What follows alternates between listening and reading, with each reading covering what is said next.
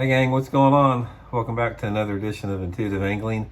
Much appreciate you guys making some time for the video today. And you guys know about once every 2 months, I've got this bag of secrets that I've never shared before that, I debate whether to share or not.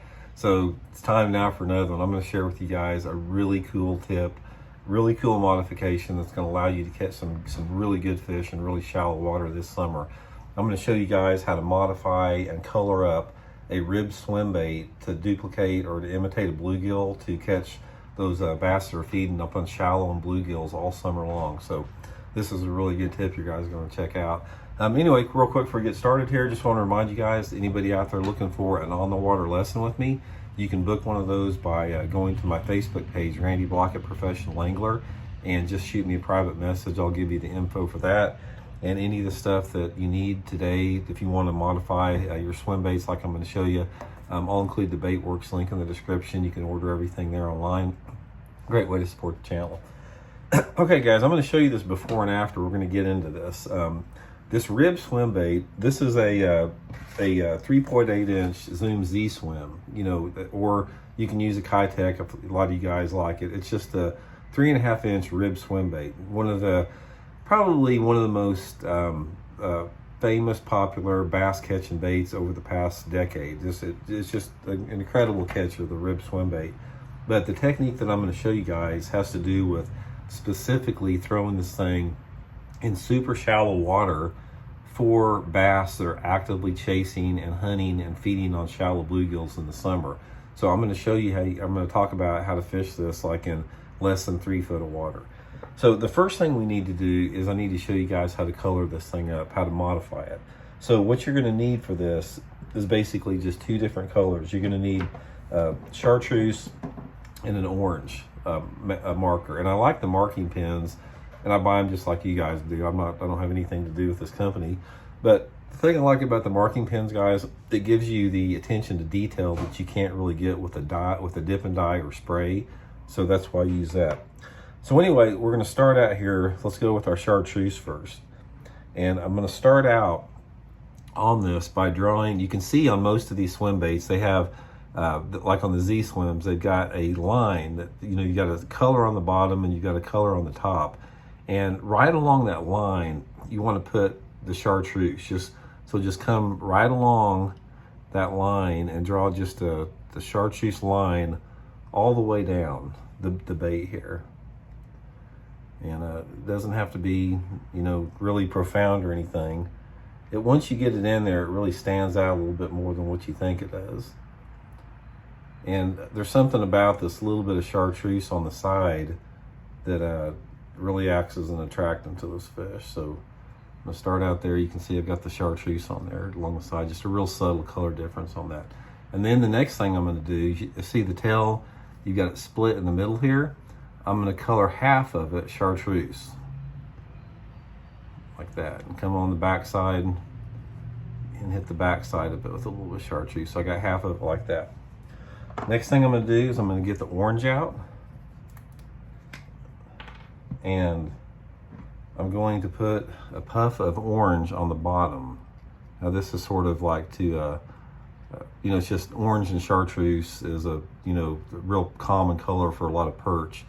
So just a little bit of orange along that bottom, like that. And then on the other half of the tail, I'm going to mark orange on the other half here. So I've got the tail's going to be half orange and half chartreuse, like that. So here's the final product of this. This is the Tennessee shad color, and you can see the difference. Here's the stock. And here's after I got it out of the package here. Guys, this right here looks like a bluegill in the water. I mean, the bass can't really tell the difference of it. Just one of the few things you can do with dye.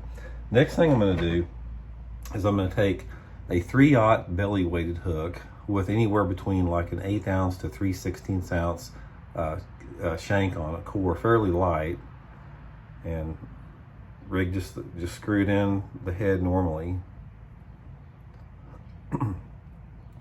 I like to use, if I can get away with an 1/8 ounce, I like to use the 1/8 ounce because this technique that I'm going to talk about is for shallow water. and put it in the middle there. Come out the top on the back side and go like that. Now, also what I'll do, I don't have it with me, but if there's any sinker, I'll paint that red with some fingernail polish. But here's the finished product there, my bluegill color. Now, what I'm looking at this, once I've got this ready to go here, the next thing to do is find the areas that you want to throw this thing in. We've talked a little bit about this before, as far as you hear me talking a lot, guys, about bluegill in the summertime, spawning perch, and I'm going to do some more videos on it. But spawning bluegill is the element that keep bass super shallow in the summer if you choose to fish shallow, almost in any man-made impoundment, even natural lakes too. What you have is, we talked about before, bluegill, perch, red or sunfish, black perch. They actually spawn several times during the summer, and they spawn all summer long until that water temperature gets below 70. And a certain population of the fish is going to live up in those areas. So what you want to look for is go to the back 2/3 of a cove or a creek arm, something like that, where it starts to get shallow and flatten out, and look for these perch beds that are spawning specifically around overhanging trees or shade. They love to spawn around shade of the overhanging trees or any objects on the water. You very seldom will see a bluegill bed that is just out in the open around nothing. So start looking around those type of areas. You don't necessarily have to have the beds present. It helps if you do, but basically what you're looking is, you're going down the bank with this thing, throwing it right to the bank and reeling it just about 6 inches underneath the water. I'm throwing it on a 7-foot 2-inch rod, usually that Megabass Perfect Pitch, 20-pound test Sea Garden Visex line. You want the heavy line because you don't need to get the bait down, and just cover water with this thing. Throw it out there, keep your rod tip high, and just a slow, steady retrieve. Just reel it down through that, about a foot under the water. It looks like a bluegill coming through the water. And if there's any bass up there hunting and cruising, they will clobber this thing. I'm telling you right now, they will hammer it. And another good thing too is if you start getting some bites doing this, a lot of times you can go back through some of those same areas with a walking topwater and also catch those fish there. But anyway, guys, just a quick video. I just wanted to show you guys my modification to the rib swimmer here. Easy to do. All you need chartreuse and orange magic markers. Just takes you a couple minutes, and give it a try, man. If you're like me and you don't really like to get out there and live scope and fight everybody for those ledges, get up in that shallow water, throw this swim bait, and you'll catch some good ones. So hope that helps you guys catch a few. We'll talk later. See you.